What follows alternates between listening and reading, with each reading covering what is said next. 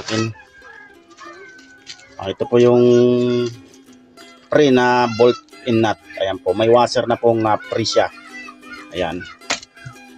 So, ito yung tatlo.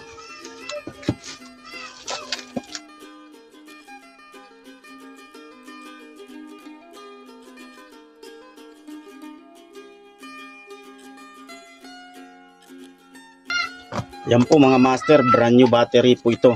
Ayan, napaka-solid. So ito po ay 1, 2, 3, 4, 5, 6, 7, 8, 9, 10, 15, 20, 25, 28 pieces po. So yung bubuuin natin ay 30 AH lang. So 20 pieces yon. At yung 8 dito ay pamalit doon sa binili sa akin na battery. So may gagawin din ako doon. So ito po ay 20 pieces.